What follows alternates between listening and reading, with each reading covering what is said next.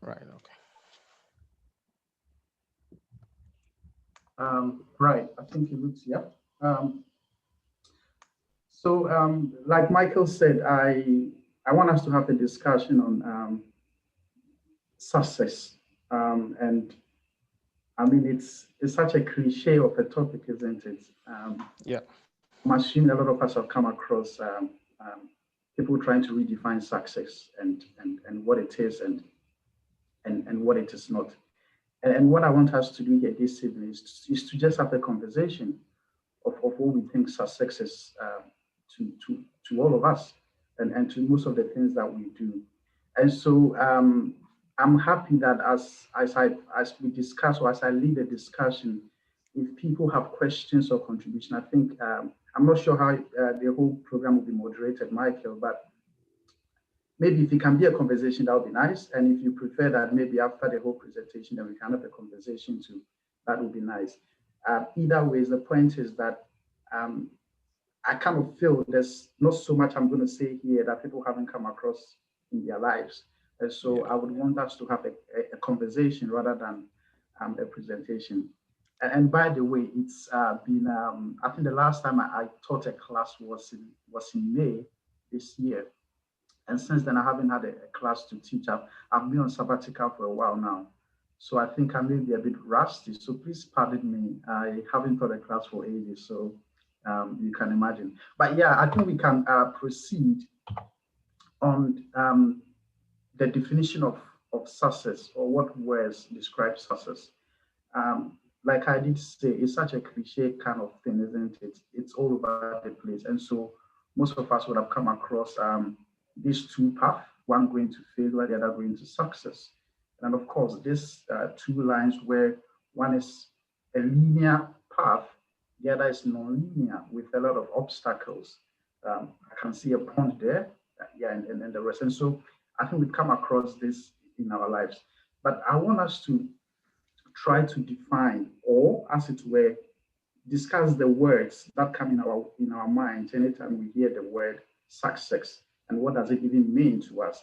So we could be students, perhaps on the platform here, we could be employees, we could be an employer, or even self-employed, or in whatever capacity that we find ourselves this year. I just want us to have a conversation about what success is. And if we have smartphones or any smart device, I want us to go to www.menti.com. Let me try to project it here. Maybe I think that will help. Hopefully, I can share that as well. Um, just give me a second so that I will share. Um,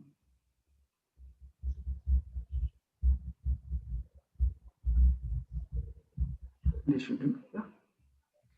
Not that one. Ah, okay, IT.com. good.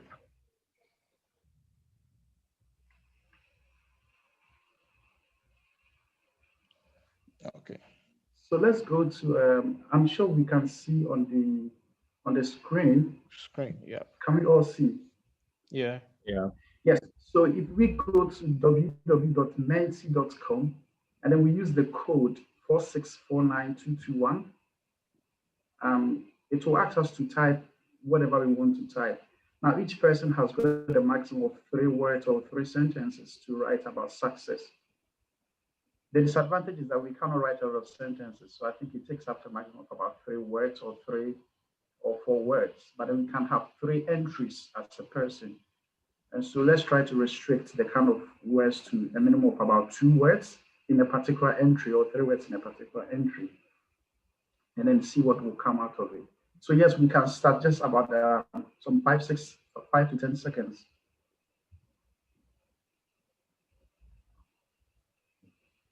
Once you enter, you can just click on submit, and then I think all of us can see it on the screen.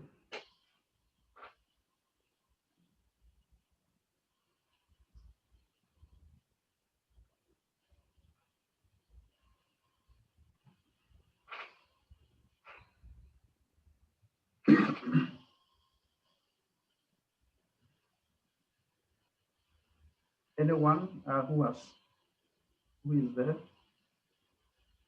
Good. Okay, good. So we're seeing now. We've had one entry so far.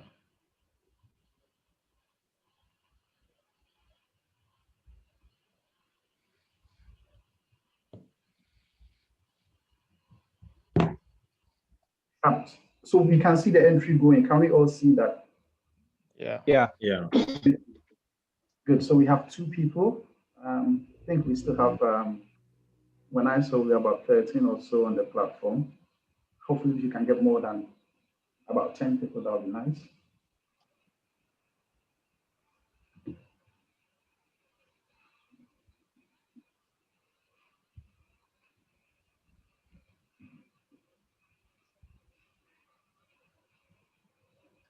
Could we have more entries, if possible?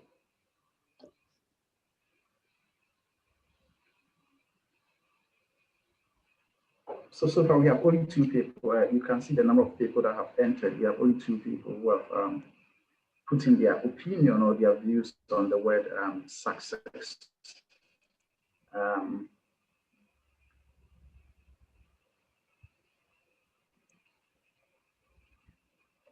Okay, so I'll wait for a few seconds and then maybe we can proceed. But I mean, the idea is that I was hoping we could have views about what people understanding of the word success is. Yeah. And what will happen is that, of course, it's going to give us a cloud of words to see which of them is most prominent among the many entries that we do have. But then, like I said, only two people have entered, so we are unable to really get that cloud of words to see which one is more prominent. I guess we'll proceed. So let's go back to my other sharing. Can you see my screen, please? My slides, is it sharing now? No, we still, no. Okay, yeah, we're still on the website. Okay. Okay. Yeah. Okay, good. Thank you.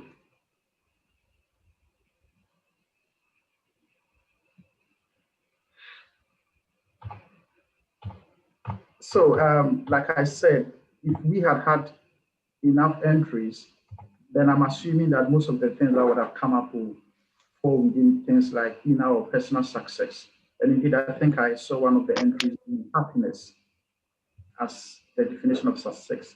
And in this case, that could be inner or personal success, family success. I saw things like we saw things like high performance, greater achievement and co-perhaps. Those could be part of family success, career success, communal success, financial success. So like I said, assuming we've had a lot of entries, perhaps we could have had some categories falling within these general terms. But being as it may, usually when we define success, or when we try to understand the word success, it falls within this category.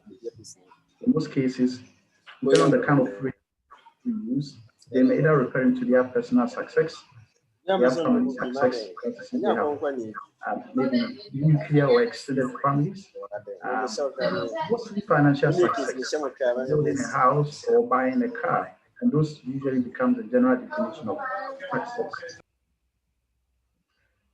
Now, back to the little entry we had. I mean, as little as it was, one thing that came is that success is quite subjective, isn't it? And so perhaps my definition of success or my understanding of success will be different from your understanding of success. I think it's one of the most subjective words that exists at the moment, actually. And it varies from time to time, of course, person to person, depending on the events, the levels, place, etc. Let's look, for example, the World Cup, which is the most prestigious soccer competition or football competition in the world. Because I like football a lot, actually. Now, for some countries, say like countries like Kenya, countries like Syria, countries like Tanzania, qualification to the World Cup is a success to them, be a success story because they have never qualified. However, for countries like France, who just won the recent one in Russia 2018, for them, I don't think qualification to the tournament will be a success to them. We believe so. It's not going to be the case, isn't it? Perhaps unless they win it or they go to final or something. And so for the same competition, the word success varies from person to person, right? And that is how subjective the word success is. For business owners or for entrepreneurs, for example, a person who is a serial entrepreneur or a portfolio entrepreneur, their definition of success is different from a novice or a startup company. So if you're a novice, you're just starting to start some business, isn't it?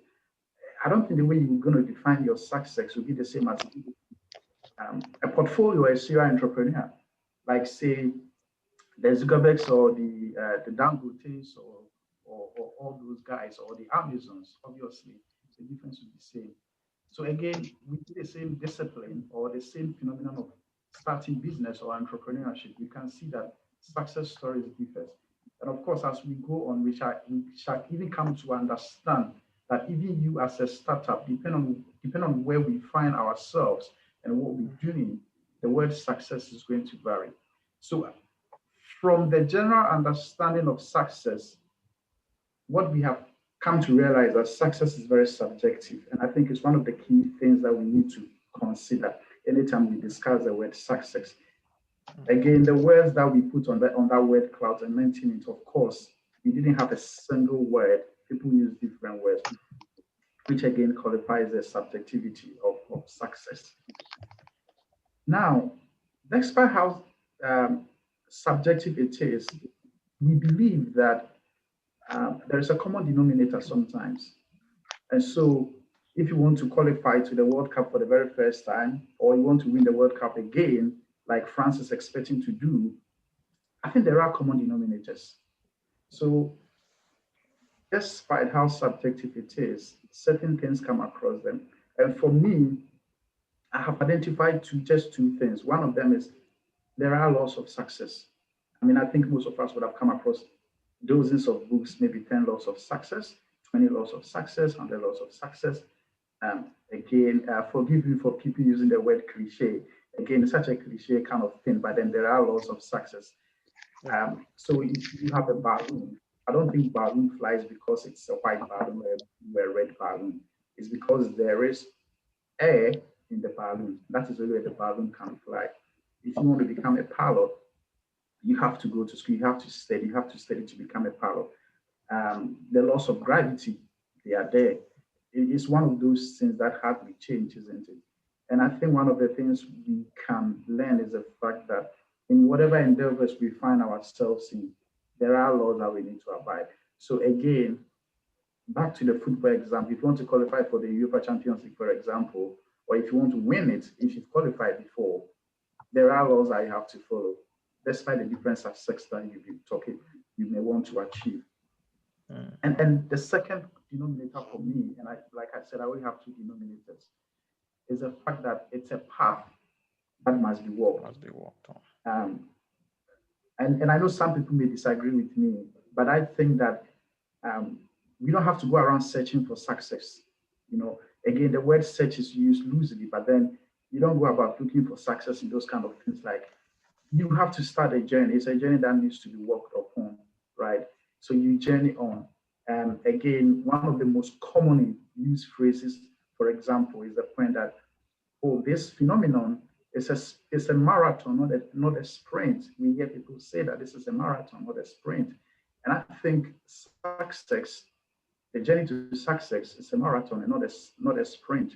Later, we shall be looking at the fact that even when you start a particular journey, the shortfalls that may come within the journey as well.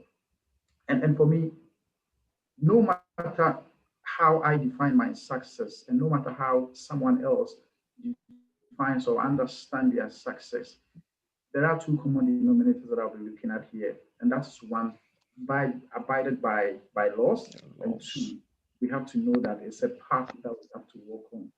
And it's a journey, and it's a marathon, not a sprint.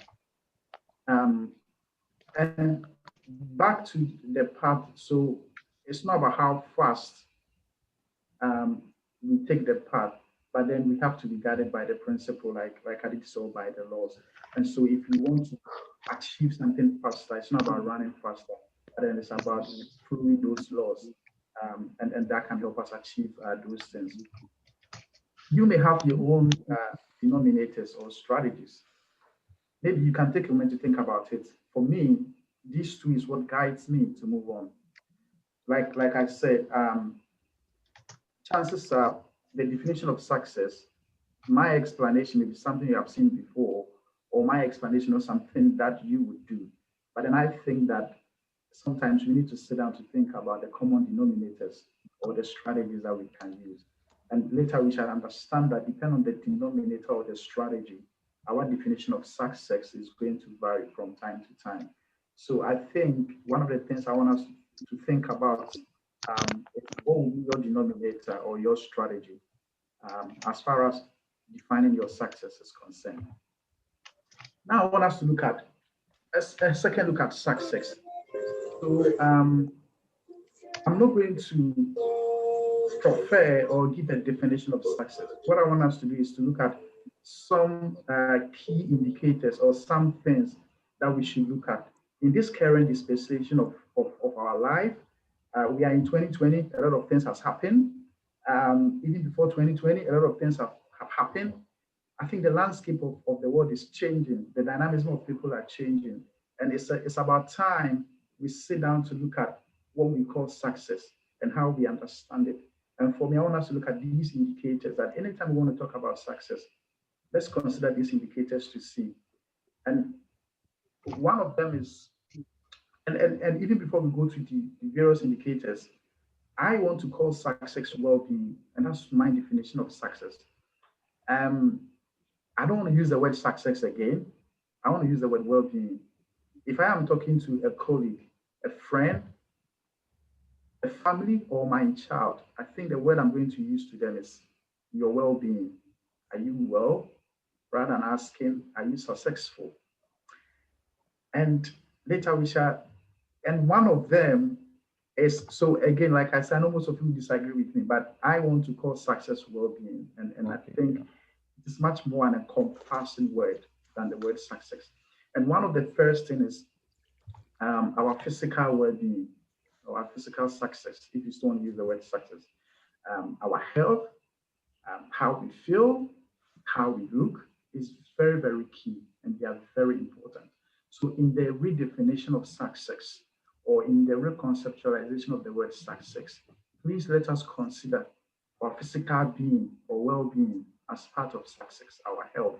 And of course, most of us have been doing this for a long time ago. And one thing, I mean, one of the newest things which is emerging is emotions, or what we call emotional intelligence. And this, we are referring to two types of emotions. We have what we call the inter-emotional intelligence or emotions, which looks at your appreciation and understanding of the emotions of people around you. So the people you work with, if you are a business owner, your employees, if you're a team leader, members of your team, if you're a family person, your kids, your wife, do you understand their emotions? Do you appreciate their emotions? And that is inter. Intra is your own emotions. So understanding your own and appreciating your own emotions, how to regulate them. I think once upon a time, people were more concerned about their own emotions. But now we are being asked to consider the people around us because they are part of the reasons why we live. And so if you want to redefine the word success, you have to consider, are you emotionally stable? Do you have that emotional intelligence, both within and outside of you? Growing up, the word we used to hear was intelligent quotients, IQ, right? And so when somebody has high scores of IQ, we say that the person is smart and what have you. Now, the new catchphrase now is emotional quotient, EQ. So mostly if you go for interviews, people want to understand your emotions. If you can deal with emotions, how good or regulatory are your emotions? And people who do not score high on this emotional intelligence scale are considered not to be successful or may not get a job. And like I said, even in our offices, in our own organizations, as business owners or startups owners, we need to have that emotions. And later we shall see how this will have a reverse effect on the sole success that we aspire for every day. But the point is that we need to have these emotions we need to develop. And it's part of being successful if you're able to regulate these emotions in a better way. The other one is communal. When I say community, so if I am successful and somebody closer to me is successful, I'm happy, or my well-being and someone else closer to me is well, I'm happy. And for me, I think that we need to consider the people around us each time we define our success, or each time we define our well-being. Let's consider the people around us.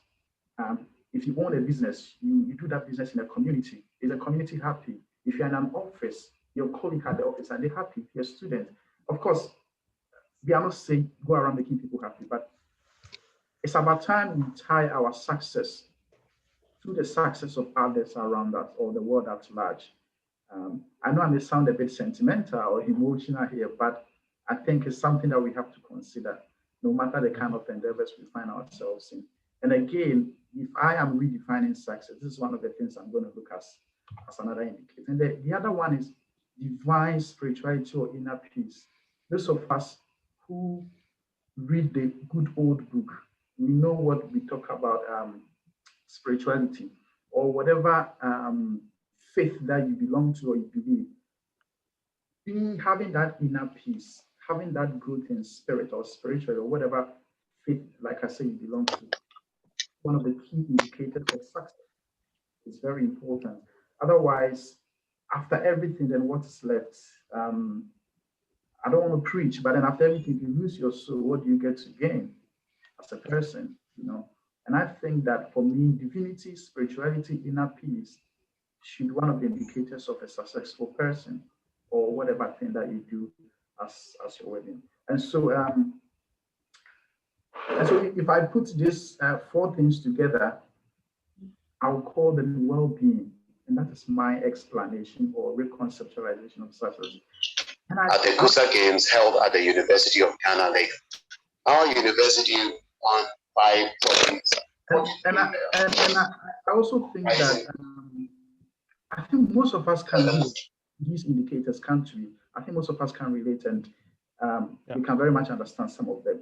Now, there is a relationship between these indicators and success to the extent that if we pursue this, chances are we end up increasing our success, all things being equal. And I want us to take a look at them as I think most of us on the platform here, either we are employers or we are employees, or some of us are students and what have you, and whatever endeavor that we undertake, we want to be successful. Now, of course, there's no need belaboring the point about health and fitness and how it can impact on whatever you do. So I wouldn't spend time on that. Emotions, and what we already look at, emotional intelligence. Research has shown, and please forgive me if I keep referring to research. Unfortunately, that's the kind of assets I have or resources I have. But research has shown that people whose emotions or who are high on emotional intelligence, both inter and intra. So if you're a business owner, it tends to increase performance of your firm.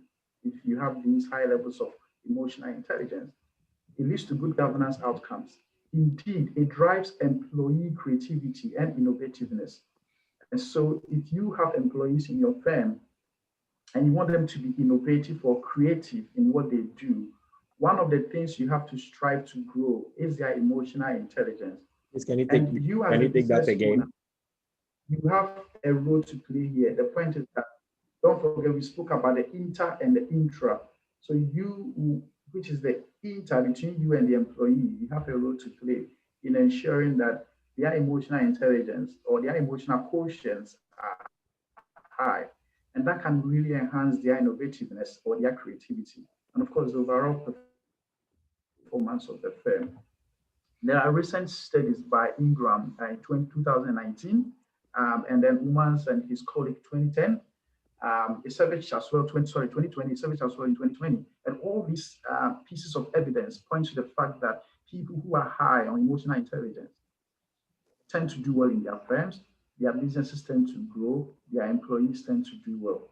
So we said that one of the definitions or the key indicators of well-being or success is emotional intelligence. But now we are seeing that the success itself can lead to more success if you aspire for this particular type of success or well-being. And I guess that is the paradox of the thing, isn't it? Yeah. The next thing is communal, right? So, and by communal, like I said, you are taking care of the community. Community care, for example, you know that whatever businesses that you are doing, they are sustainable and they are environmentally friendly. In the office, you know that whatever you are doing, your colleagues are involved. You strive for good governance. These days, we have a lot of media houses, for example, who strive for good governance, isn't it? Who strive for democracy. The idea is that when you are conscious of the community around you or where you live, if you have that orientation, to some extent, you may have advocates. You may have a pool of resources, right? We have what we call creation of commons in the community, in your workplace, in the office, in the school. What I'm trying to say is that if you create that good community, or if your contribution towards that good community is created, you tend to benefit from it again to the extent that they become resources back to you. We can look at innovation clusters or incubators. I mean, the most popular one is what is in California, the Silicon Valley, where it's a hub of only technological people or a group of people, and everybody benefits from that pool of resources. So the point is that if one of your indicators of happiness is community growth, it comes back to affect you positively. In this case, for example, if you're a business owner, you get that the effect of that community growth on you again. For example,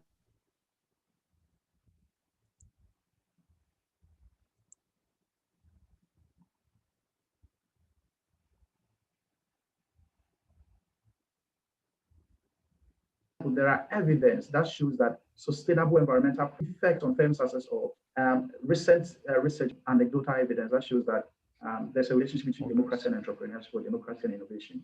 Yeah. Again, we can see that one of the items of communal well-being is ensuring that there's good governance in where you are. People are free to express themselves, to do whatever they do. Now, let's say if you're a business owner and you are ensuring this is happening in your community, the triple effect is that it's going to enhance even your businesses more. It's going to make you more innovative because there are anecdotal evidence that shows that democracy leads to entrepreneurship or high innovative activities. So we can see that again, and forgive me if I'm repeating myself, but we can see that those indicators turn around to influence success again. And so the question is, more success? And I think, yes, more success. If we define success in that way, and if you don't define just as financial or buying a car or getting that property, then we get the effect back.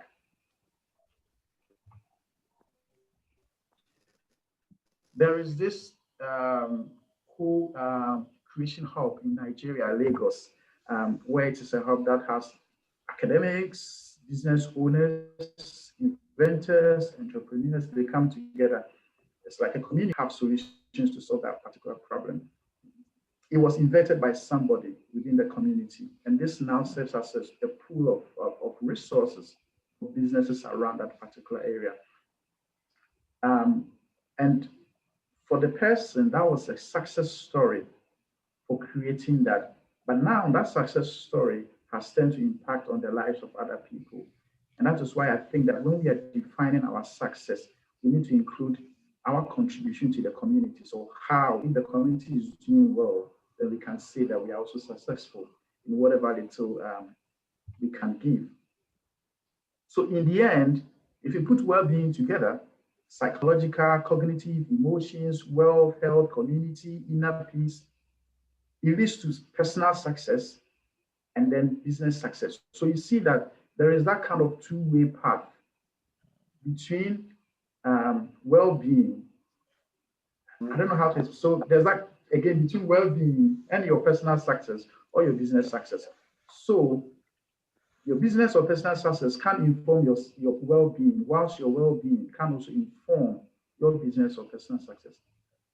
At the end, the point I'm making is that it pays to redefine your success based on those indicators. Because whether you're a student, you are an employer, you are an employee, you are self-employed, those indicators will come back to inform you positively in one way or the other. Perhaps, I guess the question is at what time? So you see that we have those indicators informing success, and now success again informing success, right? As monotonous as it may sound, we can all get the intuition behind the whole narrative. So that is my definition of success, or that is what I think success should be reconceptualized. And I think some of them may be the case, others may hold different opinion. Now, in all this, I want us to look at some considerations, some strategies. And the question I want us to look at answering is that how can we define success in those ways? Or why are we not defining success in those ways? How can we even be successful such that when we are defining success, we know what we are looking for? You know, one of the things that perhaps success may be difficult to define is the point that we don't even know what success is or what variables to put in. So the remaining slides, we're going to look at about 3 or 4 points that tries to indulge us to have a second thought of our practices, our old practices, things that we've been doing, things that we've been considering. How do those things constitute success story or well-being? How do they help us to redefine our well-being or our success? And how do they even help us to continue to strive for those definitions? And the first I want us to look at is failure versus success. Yeah, again, another commonly used word. And this is the point. What if our definition of success, it's not right? What if we are not defining success right?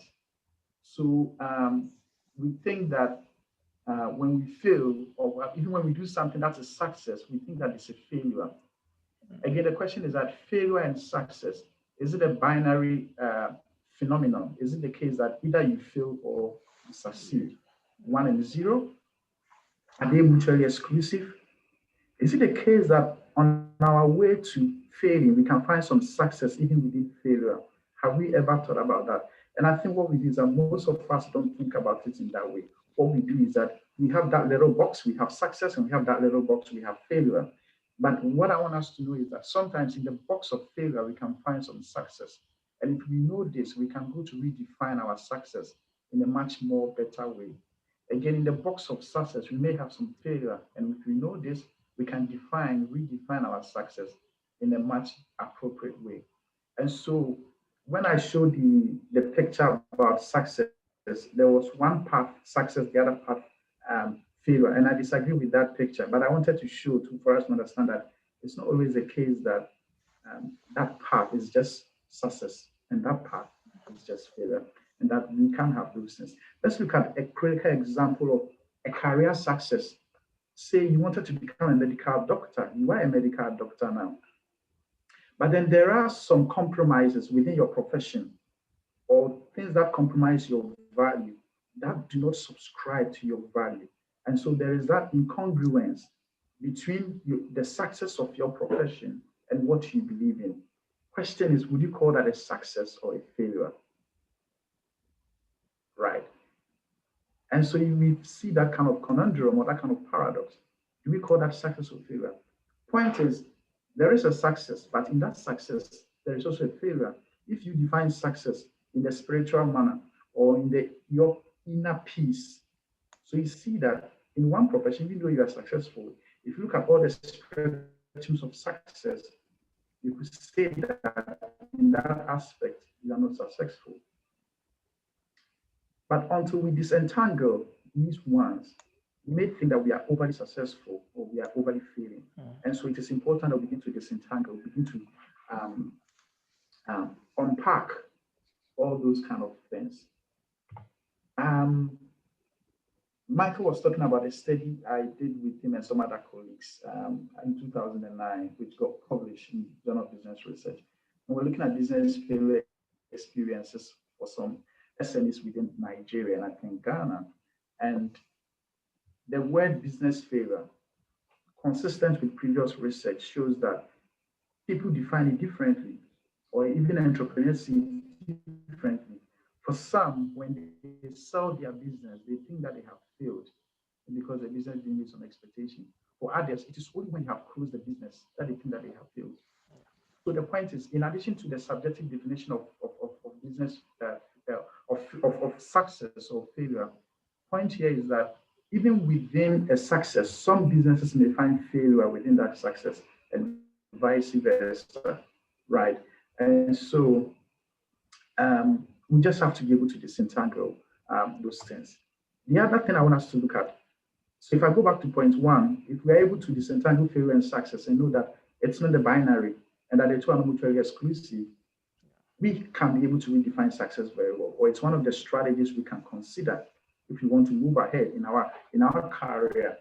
The other thing I want us to look at is what I call making choices right versus making right choices.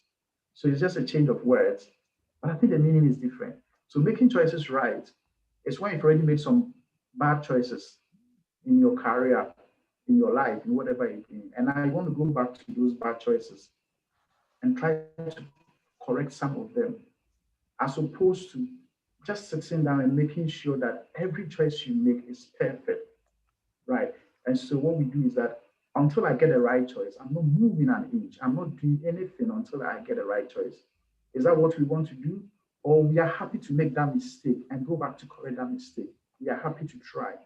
Again, I think if we are able to distinguish these two, it will help us to redefine our success stories. Otherwise, if we sit down to wait until something better happens, then we always see ourselves as being failures until that thing happens. But then if we start and we are not afraid to fail, and then it comes and we correct it, we can redefine our success story. And I, for one, I think in most cases, I'll be happy to make the wrong choices and go back to right them than to sit down and wait for so many times until I think that I have made the right choice. Question is, how sure am I even that that choice eventually will become a right choice, right? And so we have to consider this strategy or this consideration. So going back to right the wrongs, or spending so much time on getting it right for the first time, and that's what we have to consider. I want us to look at the story of this Kevin and Mike. These are the original founders of Instagram. They founded Instagram in, I think, in 2010. It was called Bebon, actually, when it started. It wasn't Instagram. The name was Bebon. The other guy, Kevin, seems to be a fan of whiskey and bourbon. Bourbon is in the US, the areas of Kentucky and Co. is one of their favorite whiskeys. And so out of that, he generated the name Bebon. Now, initially, they developed that app for people to check their locations, to make future plans. Maybe you can earn some points if you gather with people, share photos. The app it has a lot. I mean, you could use the app to do almost everything for fun, you know. At a point in time, people were not subscribing. So after they had the first subscription, say about 20,000 people, nobody was subscribing. And they wanted to close it down. So they decided, okay, look, we're going to shut this thing down, no matter, because we are not getting anything out of it. But before they decided to shut it down, what they decided to do was to try to find out which of the many features of the app, of the Bebon app, are people really using. And they realized that out of the many features that they have built within the app, most people just use the photo sharing feature. And then they said, okay, good. Instead of collapsing the whole app, why don't we just specialize on the photo building feature of the app and then use it? And they did. And it became successful.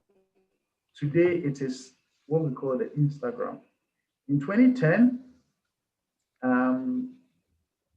I think in 2012, they sold the app to Mark Zuckerberg, owner of Facebook, for $1 billion. Today, Instagram is worth $100 billion. Now, the point is, they went back to right a wrong within the app for the app to become a success story now. They didn't wait until they know that they have a perfect story to tell, because there's no perfect story ever to tell in the world that we live in, is there? They didn't wait for that perfect story. They decided to take the risks to go on, but then they went back to the drawing board and rewrote the wrongs rather than making sure that they rather made the right choices. And so I think if they sit down today and they are defining success, I think they're going to define Instagram as a success one day. But then if they had closed the whole thing without rewriting some of the wrongs, they would have defined Instagram or that Bourbon at that time a failed story or a non-successful story. And so I think these things can help us redefine our success story.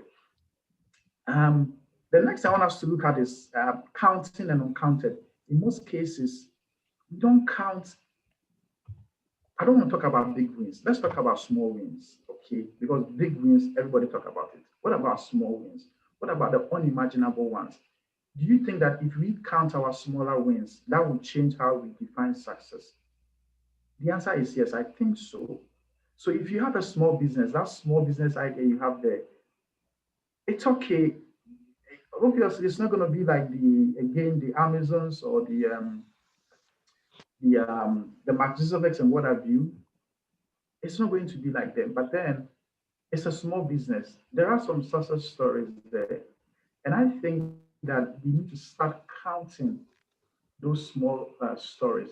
Again, the old book talks about counting your blessings and naming them one by one. And it will surprise you what the Lord has done.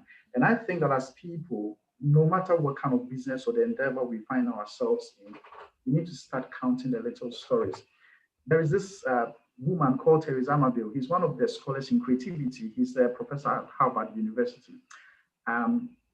There's this book, I think if any of you could get a copy, it's on Amazon, it would be a nice read. It talks about using small wins to ignite joy, engagement, and creativity at work.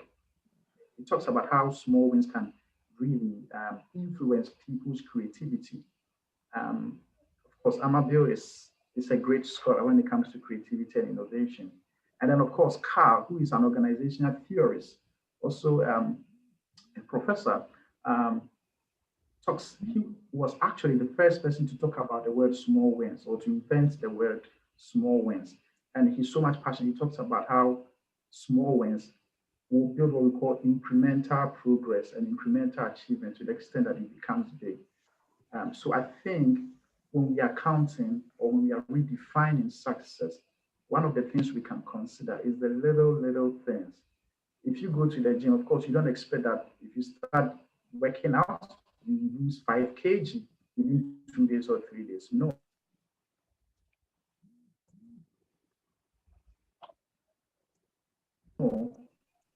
But then every step will definitely count to you losing that 5 kg.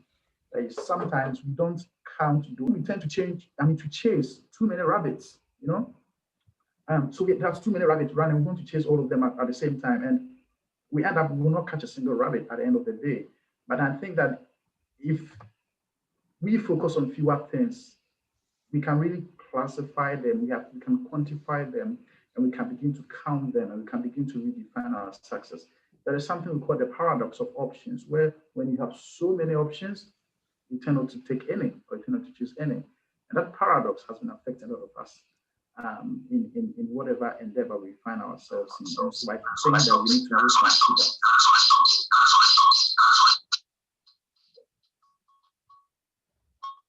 So the question is why?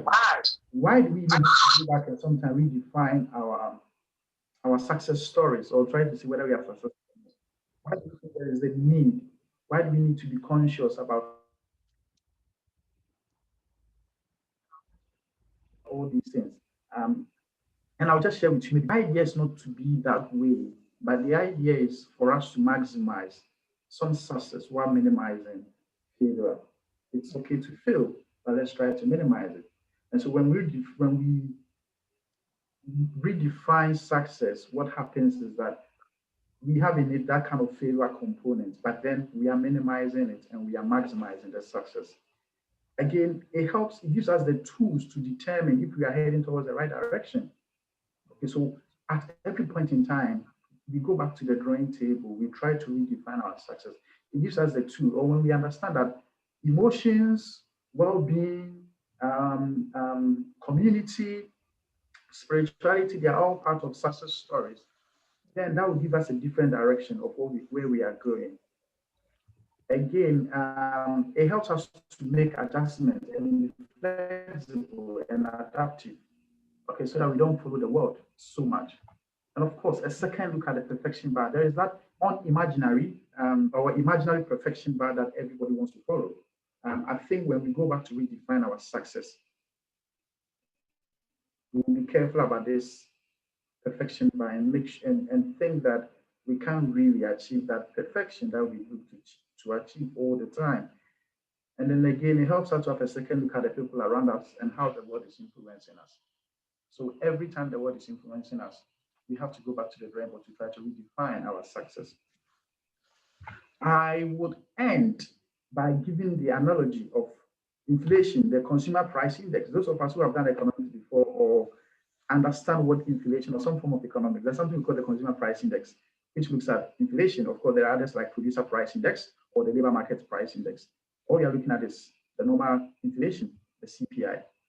Now the CPI basket is a basket of most of the consumable goods within an economy or a country. And so what they do is that, what the statisticians do is that every year they update, or every period they update the basket.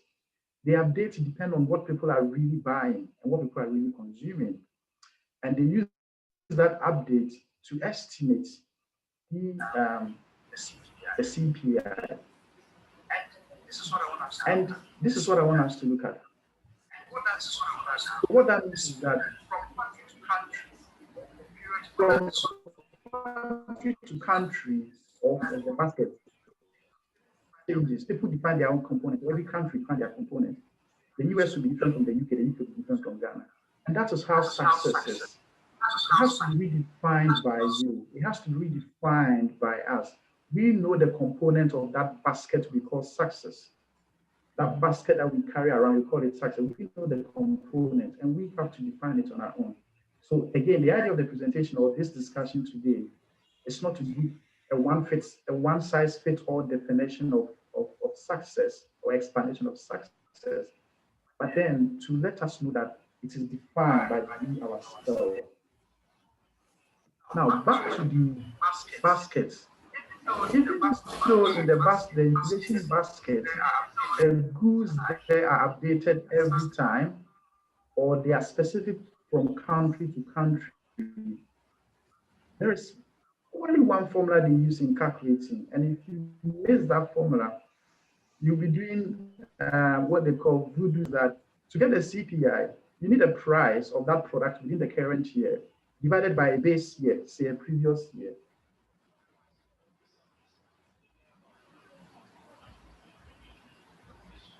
It's a formula you have to follow if you want to get a CPI. And I think that is what the success is. So despite our own definition of success, despite the component of our success within that our success basket, there are principles we have to follow. We go back to the old saying that there are laws. We need to adhere to it. Right. So anytime we think about success, maybe we can use this CPI analogy to think that, okay, they update the basket every time, right? I will update my success ingredient every time. From time to time, it changes. It is specific to every country. So my success is specific to me sometimes. However, there is only one formula, or there is a specific formula that we use in calculating. I know there are other people say, okay, there are other formulas, there are other formulas. But the point is that if you want the CPI, the absolute value, that is the formula. And so is the success story, that there is laws to these ones we have to follow. But above all, the question you have to ask anytime we want to redefine our success is that why do we want to do it? Why are we defining success? How are we redefining success? And when do we seek to redefine success? And I think if you're able to answer these questions, it will guide us in the redefinition of success. And I think that is it. Thank you.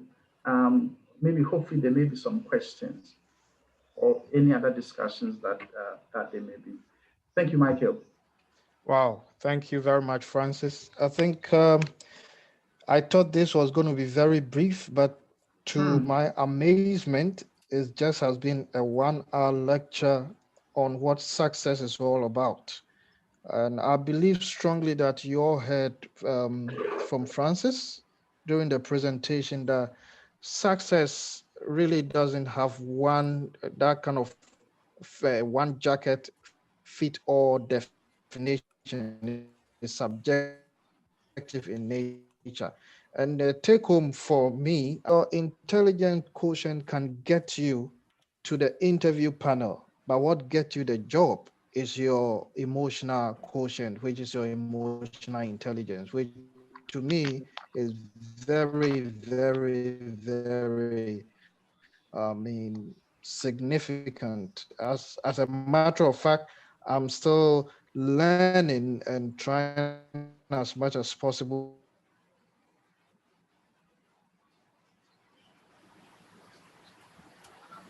to regulate my emotion here and there. But I guess what Francis said was must take that one into consideration. Another thing that I need to highlight is the fact that most often than not, we don't define our goals clearly. So we become what I call wandering generality rather than meaningful specific.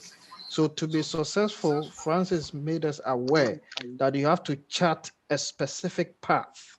So find that specific path, chart that path, and that path is what will lead you to that success objective that you set for yourself. If it's about working out to reduce your pot belly, you have to. If it's about maybe trying as much as possible to develop some kind of relational, competence, you have to. So this, I believe, is very, very significant. And I cannot thank you for this presentation. Thank you very much. At the moment, I leave the floor for anyone who has a question. If you have a question, please, you are free to ask. And Francis is here to answer your question, or possibly if I have to come in, I'll come and then also do my best to attempt to answer the question. Thank you.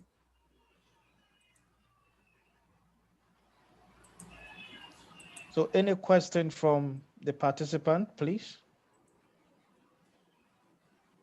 Well, you're also allowed to use the chat room. So if you don't want to talk for us to hear, you want to type, you can type your question there, and then we'll be able to address that question. Thank you very much.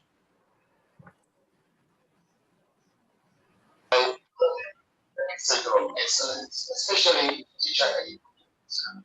I'm delighted by the prospect of more qualified staff to support the university progressive activities. Our university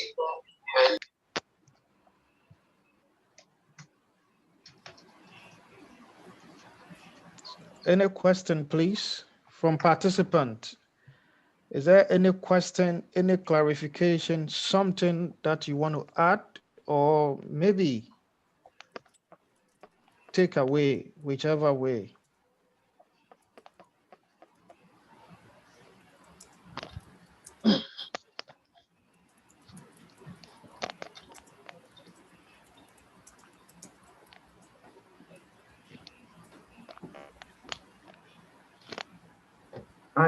I have a question.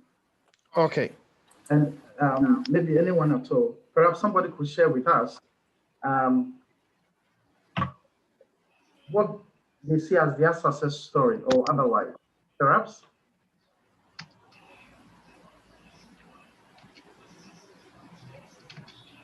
Okay, so question from Francis. What do you consider as your success story as far as your journey so far has been?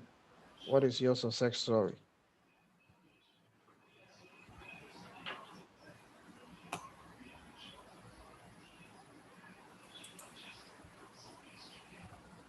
Someone rightly said that success is in stages. I mean, the progress of somebody is not an indication that you are failing, because I mean, what you consider today as success may be just the baseline for someone's, I mean, higher success, because the person might have gone there. Like, I like the example he used in terms of football. There are certain countries that just qualifying for the tournament is a success for them. Success, yeah. Yes. But there are those who have been there over and over again, and the ultimate goal is to lay their hands on the trophy. And that to them is what success is all about. Right. I think there are questions coming through the chat room. Okay, not questions. These are just comments. Okay. And about the successes in stages, yeah. I mean, Michael and I, and perhaps any other person on the platform who is an academic, are in the business of writing papers or publishing. And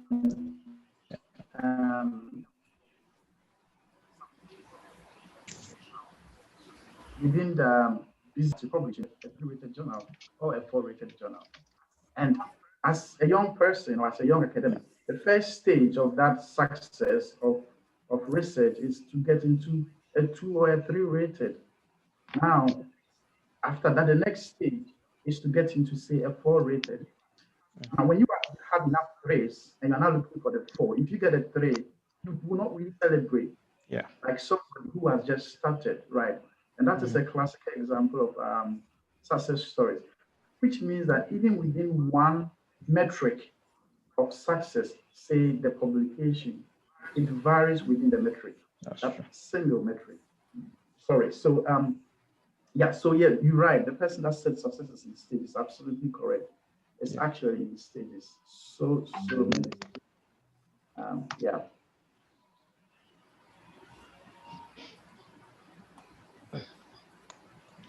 Hello. Yeah. Yeah, I think mostly everything has been said. That's why I perceive there are no questions because you touched all the points that need to be to be made. I think rightly said, success has to be in stages. You don't compare yourself with another person, possibly because we don't have the same journey before you, or you're not going. You didn't set out the same time. So even if you set out the same time, like we all go to school, right from SHS or high school, you have the hopes of all going to university. It may not be that for you in a particular defined year, but if the point is to have an education, at the end of the day, any way that you get it, that should be the success for you. I personally, I when you plan or when I compare my life with others who are also schooling, I should have been out of school in a very long time doing something A or B. But when I look at how much I have accumulated over the years, the experiences, I think I feel like I'm successful in now because I would have maybe not been able to match up if I had gone straight to school or go to uni as my colleagues did, because a lot happens to you and you have to really find a way to say that, okay, this is not what I was looking for, but this is also a win, as you were saying, the small wins. And I think most of the times, even bringing the spirituality aspect, sometimes you can miss out on praising God or something because you're looking for the bigger success instead of the smaller wins. You wake up every day, it's a win, it's a success, because a lot don't make it through the night. So I think success is in stages, and I think at every time you have to define what it means to be successful. Yeah, what it means to be successful. Are you, depending on the goal that you have set for yourself for the year? I have an attitude where I set only one resolution, I set one goal for the entire year, and I achieve it because looking at the resources that are at my disposal, that is what I believe I should do. So if somebody has 10 goals to achieve in a year and they're able to do all the 10, my one, I make sure that it encompasses everything that should progress me to the next level. So by this, I'm able to measure, define my own success, what success means to me. So I think, rightly said, success must be personalized, and you should feel that you are progressing towards the intended goal. I think that's what should be for each individual. And thank you for this presentation. I've really learned a lot. Thank you. You made a fantastic point, and I think I've just learned something from you, talking about the fact that you have to look at the resources you have when you are setting those goals, isn't it? So those successes will have to be achieved within the limited resources, whatever resources you have. And I think that's a good point. Yeah, thanks. All right, so I think I also have a little contribution to make. Okay. Proud to this webinar, I chanced on a video with regards to success on Facebook, whereby a friend who was using Honda Accord saw a colleague who was using a Rolls Royce, and he said to himself that he's a failure because he couldn't afford the Rolls Royce. Just as when he was about departing, a friend who was also holding a bicycle came to him and also saw himself to be a failure because he couldn't afford the Honda Accord. Next in line was a friend who was supposed to join the bus to the house. And when he saw the other colleague on a bicycle, he envied him and he said, "Oh, how I wish I could join or I could have your bicycle." And when he rushed to the bus stop, the bus left him. Here was a man on a wheel who wished he could have also run. But here's the case, he needs somebody to push him. So success is indeed in stages, and in each level, we have to have this mindset that automatically we are going to have people who are going to envy us. So as you likely said, you are in the field of research. When I type your name on Google, I see a lot of papers that you published. I want to find myself in that area. You type my name and you just see Facebook profile. So automatically, I'm going to envy you in that area. So yes, despite the fact that it has to do with individual goal, and instead of you to envy, you should rather aspire and also get those people you want to get to their level, to mentor you to achieve that goal. If possible, they can pull you along so that you can achieve, if a goal that you set for yourself in a year, with the little resources you have, you can achieve that. Thank you. Thank you. Great.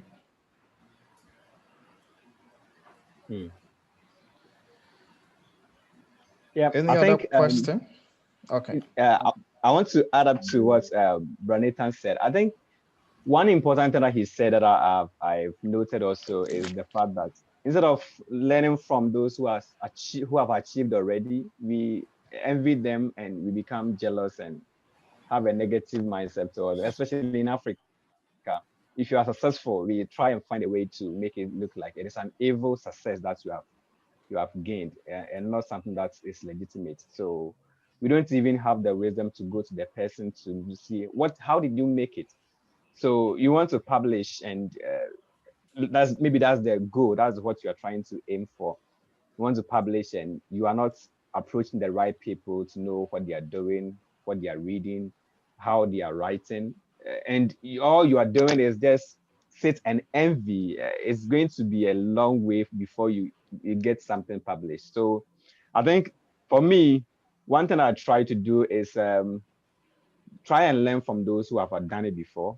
And even though sometimes it's not easy, in Ghana, people don't normally share information like that.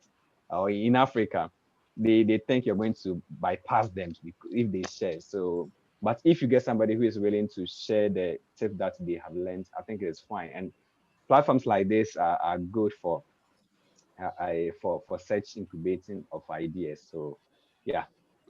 I think finally, let me make a simple quote my prof said to me in the year 2017 at Takrady, where I organized a seminar and I was expecting an outcome of about 900, and I only got 30 people attending. He said, and I quote, "Nathan, it is not about the numbers, it's about the impact."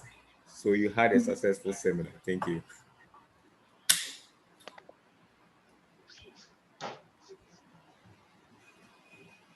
Well, on this note, I think if you really want to be successful, Francis has, as a matter of fact, outlined all the basic principles that you have to follow. If you want to be successful in academia, I would like to recommend my university to you. Just go online and check on Edith Cowan University. I think that this university has an ambience or an environment where success is inevitable. So if you really want to go into academia, consider studying at Edith Cowan University. I believe that this is the best place for you because the system is such that you're going to be nurtured well and you definitely get what your money is worth. Thank you Can we very get a much. name? That's a good marketing.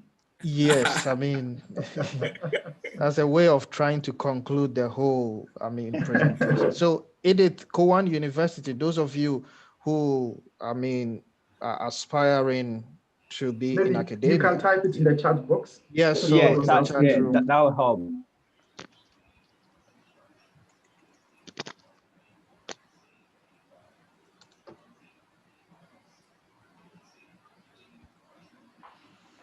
So you just go online, look Okay. at the courses there, and then see how best you can apply.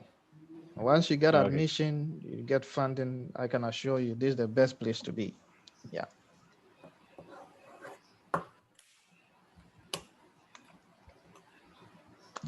All right, so what shall we say to Dr. Francis? I think he has done a very good job. He really has laid out specifically what we have to do to be successful. And the fact that we should try as much as possible to be meaningful, specific, and not wandering generality. The reason why most people fail is that they really don't know where they are going. Any path, take them. But the moment you decide that this is what you want, and then you give in your best, I can assure you that success will be your portion. And I like what Nathan said. It's not just about making an impact. I learned this thing long ago. It's about making a lasting impact. Lasting Even if you impact. had one person, and that person, you can impact that person with words that will bring the person up from where he was, right, to the next and higher level. I believe that is success. And to me, that is what my definition of success is. Success is your ability to impact others with the investment of your personality. Thank you very much. thank you for All having right, me. so I then hand over to Nathan to conclude. I think you've said it all. I don't know what to say again. I'm out of words for now. So what do I say? Thank you for your time, Dr. Francis. It's indeed a privilege to have you. Prof, God richly bless you for making it possible.